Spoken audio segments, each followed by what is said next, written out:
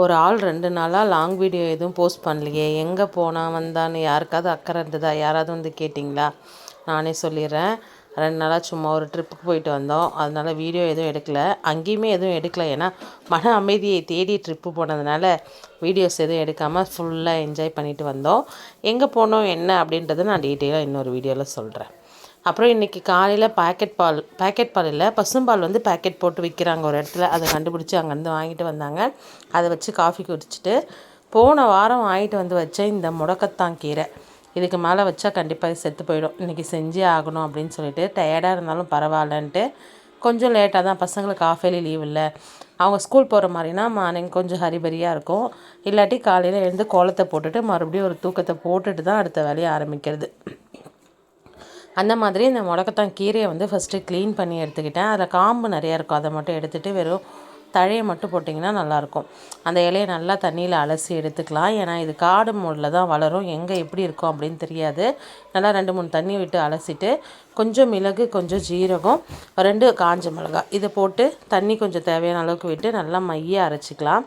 Already நம்ம வீட்டில் இட்லி மாவு இருக்குல்ல, அது கூட தான் இதை சேர்த்து நம்ம செய்ய போகிறோம்.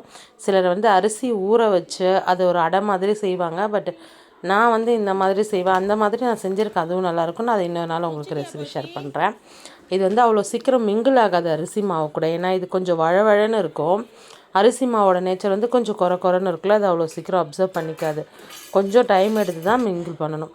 அதுக்கப்புறம் இதுக்கு வந்து ரோட் சைடில் வைக்கிற மாதிரி ஒரு தண்ணி சட்னி தான் செய்ய போகிறேன். இதுக்கு வந்து யூஸ்வலாக நான் கார சட்னி தான் வைப்பேன். இன்றைக்கி என்னமோ இந்த சட்னி சாப்பிட்டா நல்லாயிருக்கும்னு தோணுதுனால இதை நான் வச்சேன். இதுவுமே சிம்பிளாக இருக்கும். தேங்காய் தேவையான அளவுக்கு போட்டுட்டு ஒரு 4-5 பல் பூண்டு, ஒரு 3 காஞ்ச மிளகாய் இதை மட்டும் போட்டு கொஞ்சம் குறைன்னு அரைச்சி எடுத்துகிட்டு வந்துட்டு கூட உப்பு போட்டேன், அதை சொல்ல மறந்துட்டேன். அது கூட அப்படியே ஒரு 2 கைப்பிடி அளவு பொட்டுக்கடலை இதையுமே போட்டு நல்லா நைஸாக அரைச்சி எடுத்துக்கலாம். அரைச்சி எடுத்துகிட்டு வந்து பாத்திரத்துக்கு எவ்வளோ தண்ணி உங்களுக்கு வேணுமோ அவ்வளோ தண்ணி ஊற்றிக்கலாம். ஏன்னா இது நல்லா தண்ணியாக சாப்பிட்டா ரொம்ப நல்லாயிருக்கும்.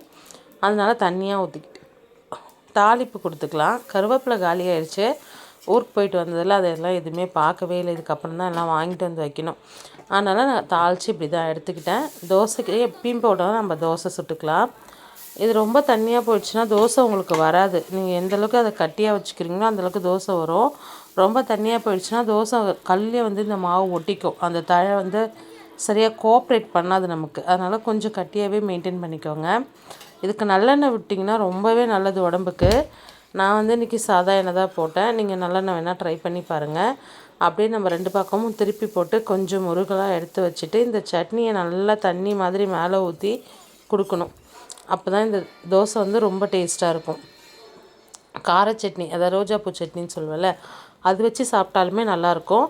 பட் இந்த சட்னி வந்து ஒரு டிஃப்ரெண்ட் காம்பினேஷனாக இருக்கும். வேணுன்றவங்க ட்ரை பண்ணி பாருங்கள். எனக்கு வந்து இந்த தோசை ரொம்ப பிடிக்கும். பசங்களுக்கும் பழகி விட்டுட்டேன். சாப்பிட்டுட்டு எப்பயும் போல் ஒரு 12 மணிக்கு மேலே கோலம் போட ஆரம்பிச்சிட்டாங்க. இந்த கலர் பொடி காலியாகிற வரைக்கும் மணி 12 மணிக்கு மேலே கோலம் போடுவாங்கன்னு நினைக்கிறேன். துணி நிறையா சேர்ந்து போயிருந்தது. அதனால் மொட்டை மாடியில் போய் காய வச்சுட்டு கீரை நல்லா தழைஞ்சி வந்திருந்தது. துளிர் கீரையாக இருந்தது. பார்த்தோன்னே ஆசையாக இருந்தது. இப்போ சரி பறிச்சிட்டு வந்து கடைஞ்சிடலான்ட்டு ஒரு 4-5 கொத்து எட்டுற அளவுக்கு அதையுமே பறிச்சிட்டு வந்துட்டேன். வீட்டில் பீர்க்கங்காய் வேறு இருந்துச்சு. கீரை கடைஞ்சிட்டு பீர்க்கங்காய் வதக்கிக்கலாம் தொட்டுக்கிறதுக்கு அப்படின்றது தான் பிளானு. யூஸ்வலாக வெறும் பீர்க்கங்காய் வந்துட்டு வதக்கினா பசங்க சாப்பிட மாட்டாங்க. அதை அவங்களுக்கு முட்டை போட்டு தொக்கு மாதிரி வச்சு கொடுத்தனா சாப்பிட்ருவாங்க. எங்கள் வீட்டில் வந்து இந்த தொக்கு பிரியர்கள், என் ஹஸ்பண்டும் சரி என் பெரிய பொண்ணும் சரி, எந்த தொக்கு வச்சு கொடுத்தாலும் சாப்பிட்ருவாங்க. அதனால் நான் என்ன பண்ணுவேன், சாப்பிடாத காய்கறிகள்லாம் அந்த தொக்குக்குள்ளே ஒளிச்சு வச்சு கொடுத்துருவேன். அப்படி தான் இன்றைக்கி பீர்க்கங்காய் ஒளிச்சு வச்சு கொடுத்தாச்சு. அது பெருசாக டிஃப்ரெண்ட் தெரியாது தக்காளிக்கு, அதுக்கானால பிணைஞ்சி சாப்பிட்டுட்டாங்க. சாப்பிடவுமே நல்லா தான் இருக்கும் இது டேஸ்ட்டு. இந்த ரெசிபி நான் இன்னொரு நாள் உங்களுக்கு ஷேர் பண்ணுறேன். முட்டையை வேக வச்சு அதையும் கட் பண்ணி அதில் சேர்த்துக்கிட்டேன். கட் பண்ணி சேர்த்தா தான் அதுக்குள்ளே வந்து இந்த உப்பு காரம்லாம் இறங்கி நல்லாயிருக்கும். இல்லாட்டி அப்படியே அவிச்ச முட்டையும் இவங்க சாப்பிட மாட்டாங்க. இவங்க சாப்பிட வைக்கிறதுக்கு நம்ம என்னென்ன ட்ரிக்ஸ் அண்ட் டேக்டிக்ஸ்லாம் யூஸ் பண்ண வேண்டியதாக இருக்குது பாருங்கள். அவ்வளோ சீக்கிரம் இவங்களை சாப்பிட வைக்கிறது சுலபமான விஷயம் இல்லை. நல்லா தொக்கு கொதித்ததுக்கப்புறம் நம்ம இறக்கிக்கலாம். இதுலேயுமே இன்றைக்கி நான் கருவேப்பிலை கொத்தமல்லி சேர்க்கலை. அவங்களும் வேலைக்கு போயிட்டாங்க. சரி ரோட்டில் போயிட்டு வாங்கிட்டு வரணும்னு சொல்லிட்டு இருந்ததை மட்டும் அட்ஜஸ்ட் பண்ணி வச்சு செஞ்சாச்சு. ஆனால் பெருசாக எதுவும் டிஃப்ரெண்ட்லாம் இல்லை. அந்த கருவேப்பிலை வாசனை மட்டும்தான் மிஸ்ஸிங். தொக்கு கொதித்து வந்ததுக்கப்புறம் இப்படி தான் இருக்கும். அதை சூடாக சாப்பிட்டிங்கன்னா நல்லாயிருக்கும். இது வந்து சாதத்துக்கு மட்டும் இல்லை, நீங்கள் சப்பாத்திக்கு ட்ரை பண்ணி பார்த்தீங்கன்னா இன்னுமுமே நல்லாயிருக்கும். ஏன்னா இந்த தொக்கு ஐட்டம்ஸ்லாம் சப்பாத்திக்கு நல்லா சேர்ந்து போகும். காலையில் சாப்பிட்றதுக்கே மணி 10:30க்கு மேலே ஆயிடுச்சு. அதுக்கப்புறம் அப்படியே ஒவ்வொரு வேலையாக பார்க்குறதுக்கு மணி 3:30க்கு தான் மதியம் சாப்பிட்டோம்.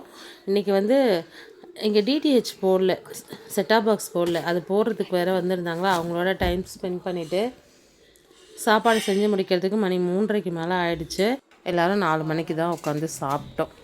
இந்த கீரையை எவ்வளோக்கு கொழுந்தாக நீங்கள் பறித்து கடையிறீங்களோ அவ்வளோக்கு இந்த பச்சை கலர் வந்து உங்களுக்கு மெயின்டைன் ஆகும். அதே மாதிரி ரொம்ப நேரம் வேக விடக்கூடாது. கொஞ்சம் ஒரு 5 to 6 மினிட்ஸில் வெந்துடும். அதனால தான் இந்த கொழுந்து கீரை போட்டிங்கன்னா சீக்கிரமாகவே வெந்துடும். அப்படி தான் இன்றைக்கி செஞ்சுருந்தேன். கீரையுமே நல்ல டேஸ்ட்டாக இருந்தது. எல்லாத்தையுமே பசங்க இன்றைக்கி சாப்பிட்டாங்க.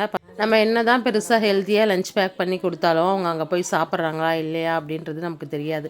நம்ம கண்ணு முன்னாடி சாப்பிட்றாங்கன்னா அது நமக்கு கொஞ்சம் திருப்தியாக இருக்கும்.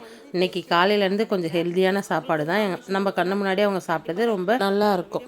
அப்புறம் 3 நாள் லீவ் முடிஞ்சு இன்றைக்கி லாகின் பண்ணி ஒர்க்கையும் ஸ்டார்ட் பண்ணியாச்சு. கொஞ்சம் 3 நாளுக்கு அப்புறம்ன்றதுனால ஒர்க் கொஞ்சம் ஹெட்டிக்காக தான் இன்றைக்கி போகுது. ஈவினிங் வந்து தலைவர் கையால் ஒரு டீ. இந்த நாள் வந்து இப்படி தான் போச்சு. ஒர்க் ஃப்ரம் ஹோம்லேருந்து என்னோடய ரொட்டீன்ஸ் உங்களுக்கு பிடிச்சிருந்தா லைக் பண்ணி சப்போர்ட் பண்ணுங்கள்.